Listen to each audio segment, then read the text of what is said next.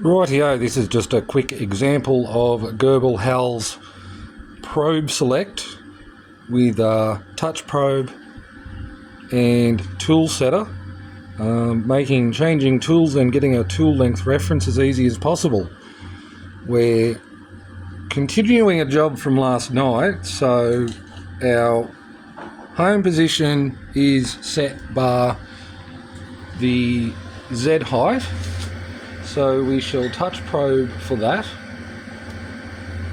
and then run the tool length reference sequence.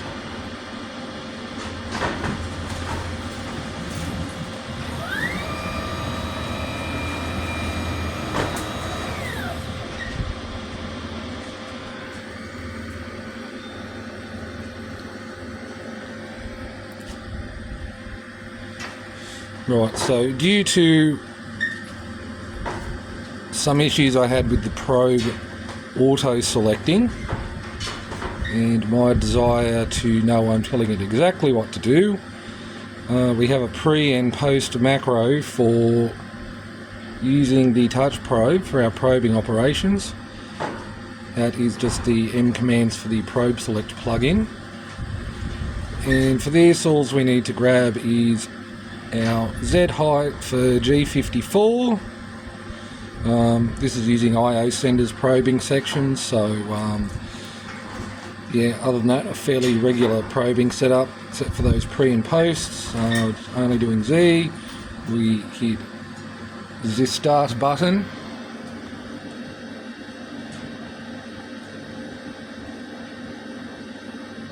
Wait some time for it to descend because someone should have maybe, set it closer to the workpiece, but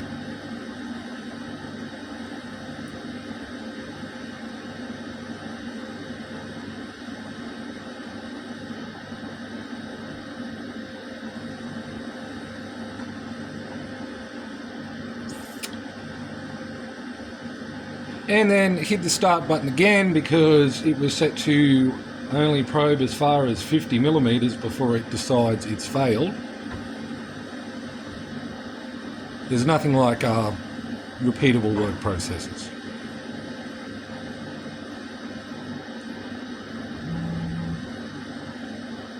Right, we now have our G54 Z height set. I now have this handy dandy touch probe tool length reference manual, which will now bump the tool setter with the touch probe and set our tool length offset. No, it will set our tool length offset reference.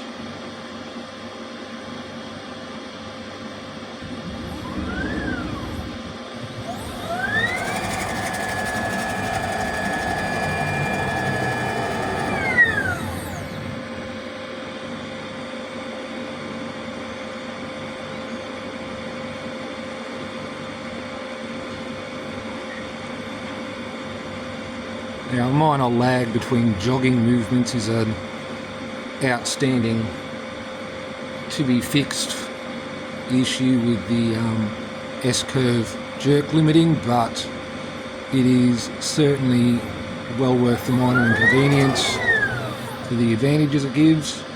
So that's my added bonus at the end of that macro, is to shift this over enough we can remove the probe, which is not going to happen one-handed.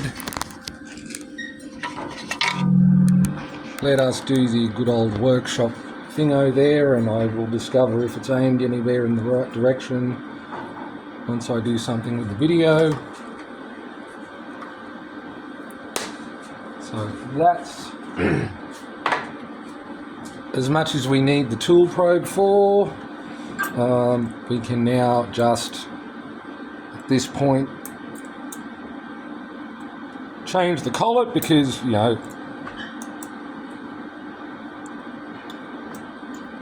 of course, everything uses a different collet size.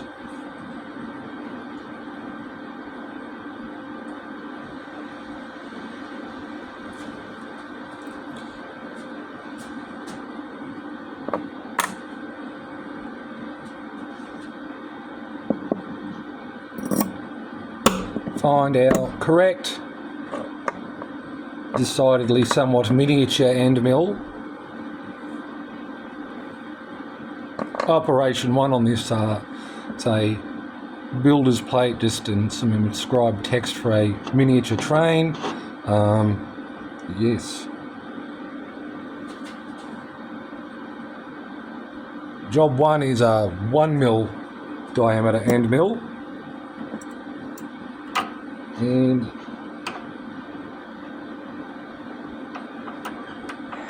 the last stage of the job is run with a 0.3 millimeter end mill, which I feel is going to be a complete test of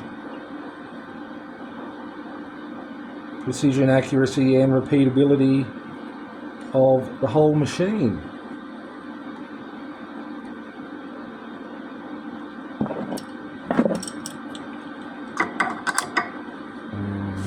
This is pretty much the same procedure. The machine will park and let you change the tool whenever you get an M6 in your program. One of the first things that will run the program here is the M6.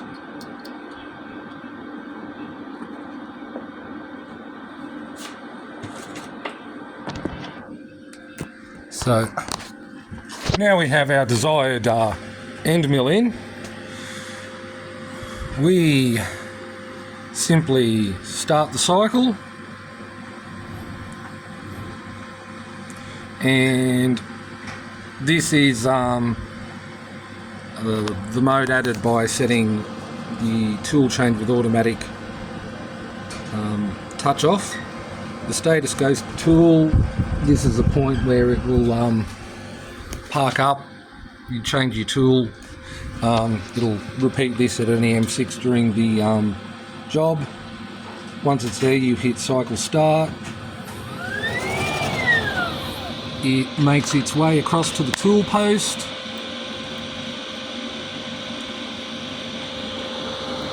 And touches off whilst I wave the camera around one-handed, because I forgot to wrap my touch probe cable up out of the way of the workspace. There, that is the as automatic as you can get it tool change on grblHAL without involving an automatic tool changer.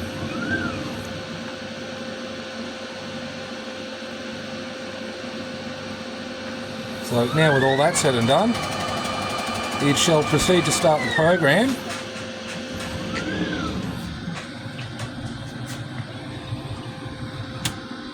And for some ungodly known reason, decide it doesn't need to run the spindle to do this. So yes, the purpose of the video is concluded. I'm going off to have a stern word to some G-code.